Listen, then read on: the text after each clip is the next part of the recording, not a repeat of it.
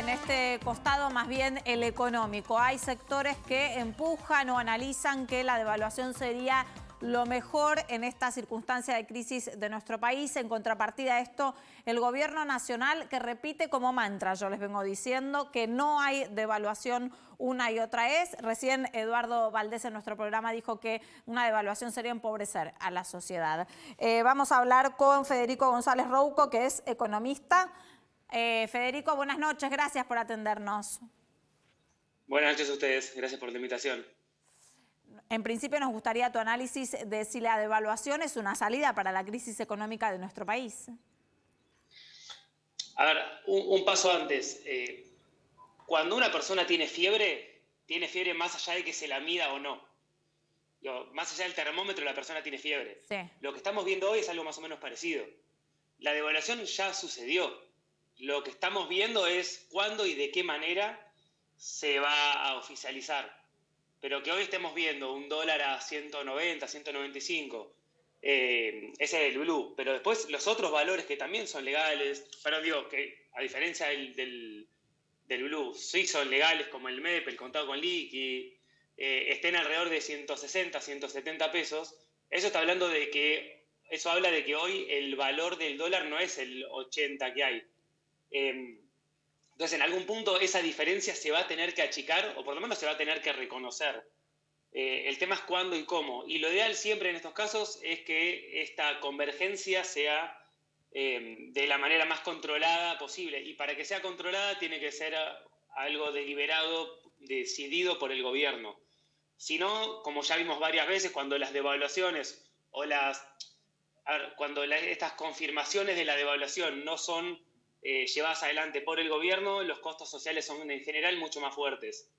Federico, a ver si entiendo bien. Entonces, para vos, la devaluación ya está de hecho establecida en la Argentina, ¿solo faltaría transparentarla?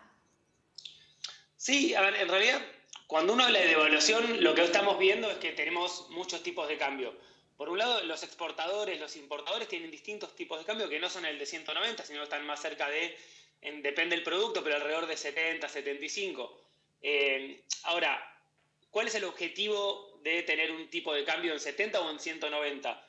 El problema es cuando pensamos en que hoy Argentina tiene o le faltan dólares o le sobran pesos. Bueno, ese sobran dólares o faltan pesos en realidad es algo medio raro de pensar porque es, bueno, sobran pesos o faltan dólares a un tipo de cambio en particular.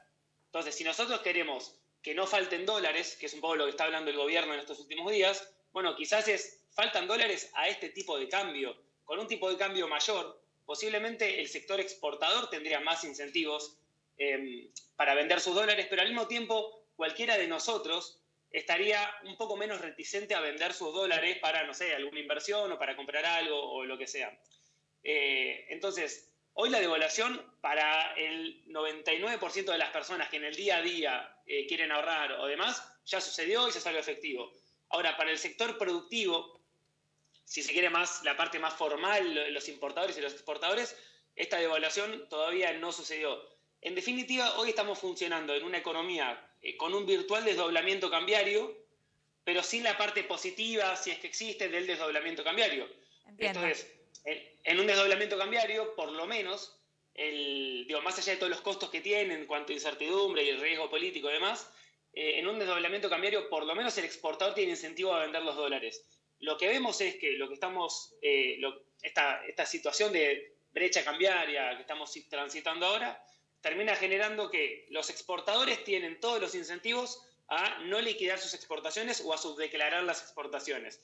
Al mismo tiempo, los importadores tienen todos los incentivos a adelantar importaciones o al mismo tiempo a sobrefacturar las importaciones. Con lo cual estamos dando... Sí. No, vamos a seguir con las preguntas. Sí, Nico. ¿Cómo estás, Federico? Cuando vos hablas de una transparentación o un transparentamiento, no me sale la palabra, que el gobierno transparente la devaluación, para que sea de forma más ordenada. También es cierto que el traslado a precios es cada vez más rápido, o sea, no es como en enero del 2002. E incluso hay traslados a precios previos a la devaluación. ¿Cómo se puede hacer de forma ordenada o desordenada sin que impacte de forma negativa en nuestros bolsillos? Bueno, es que ahí creo que el punto es, si la respuesta es solamente devaluar, o sea, que suba el dólar sin nada más, no va a generar nada y va a pasar todo esto que vos decís, que estoy de acuerdo. Ahora, si en paralelo el gobierno dice, bueno, el tipo de cambio en realidad vale tanto, pero en paralelo a esto, digamos un paréntesis acá, la clave es por qué creemos que el dólar vale más de lo que el gobierno dice que vale. Esta expectativa de devaluación, o que nosotros estemos pensando que el dólar va a subir todo el tiempo, es porque en definitiva no tenemos confianza sobre el peso. Entonces, la devaluación puede pasar o no, se puede oficializar o no, no importa, digo, va a pasar todo esto que vos decías, que es cierto. El punto es cómo hacemos para que de acá en adelante, o mejor dicho, el día después de la devaluación, no estemos esperando a la próxima devaluación. El día que pase eso, el día que haya una idea de cuál va a ser, por ejemplo, el esquema, el sendero fiscal que nos haga no requerir emisión o deuda o lo que sea, ¿cómo hacemos para llegar a ese día después? Porque a la devaluación vamos a llegar, y digo, en los últimos 20 años, o sí, 19 años, ya el dólar pasó de 1 a 190, 180, 170, el valor que querramos. ¿Cómo hacemos para que la próxima devaluación sea la última? Y sea la última brusca, al menos por un tiempo. Claro. Si no, sí va a pasar todo esto que vos decís. El tema es que tenemos que tener, no te digo un plan económico, porque en general yo no creo que con un PowerPoint bien armado esto se solucione, pero sí un par de señales consistentes a lo largo de un par de meses en las que uno puede decir, bueno, listo, acá hay un camino medianamente ordenado que puede tener sus errores, sus cosas buenas, pero en definitiva hay una lógica para seguir a largo plazo. Creo que eso es lo que hoy falta. Claro. Sí, Federico Giselle Rumo te saluda. Ahora, la mayoría de los economistas, no sé cuál es tu opinión, dicen que el dólar oficial es competitivo. Entonces, si se devalúa, o sea, lo que vos decís, si se transparenta la devaluación, nos va a perjudicar a la mayoría de los asalariados. ¿No sería mejor bajar las retenciones para que los exportadores, el campo, todos liquiden? O sea, no lo hacen porque por las retenciones tan altas no le dan nada, que afectar el bolsillo de todos. Sí, yo no estoy diciendo que la devaluación sea una solución, al contrario. Yo lo que digo es, la devaluación ya sucedió, digo, aunque nos guste o no. Lo que sí vos es cierto, o sea, hoy el tipo de cambio, si lo comparamos contra los últimos 15, 20 o 30 años, están más o menos, digo, el tipo de cambio oficial, ajustado por inflación, lo que llamamos el tipo de cambio real, está en valores relativamente cercanos al promedio. El punto es, no es tan importante lo que pasó, sino lo que va a pasar. Hoy el dólar puede estar en el promedio, pero si nosotros no tenemos confianza, ese promedio deja de ser un valor relevante. El tipo de cambio real en general es uno de los valores que los economistas nunca pudimos calcular. Porque básicamente el tipo de cambio real te permite ver lo que pasó, pero lo que importa en este momento es lo que va a pasar. Entonces sí, uno podría decir, bueno, hoy estamos en un valor de equilibrio, pero ese equilibrio en realidad lo estamos comparando contra los equilibrios de hace 10 o 15 años y no contra lo que va a venir. Lamentablemente creo que este costo social que decís en algún punto va a llegar, porque este tipo de cambio de 80, 85, 75... está muy lejos del que la economía, del que hoy las personas pueden ahorrar. Entonces, esta brecha, como hablábamos antes, tiene efectos negativos. Ahora, las brechas difícilmente se achican porque baja el dólar paralelo. Puede ser que el paralelo baje y la brecha, si hoy tuviéramos que cerrar la brecha, cerrar en 130 y no en 190, seguramente pasaría lo más del estilo. Ahora, seguramente esta brecha no se va a cerrar con el dólar en 80. Más allá de que nos guste. Ahora, Federico, es interesante lo que mencionas, sí, porque entonces está tan alto el dólar blue que ¿qué va a seguir pasando? ¿Va a seguir aumentando o va a tender a la baja? Y si tiende a la baja en algún punto, ¿hasta cuánto? Yo no creo que baje más de 5 pesos. A ver, puede bajar y ya lo vimos en su momento.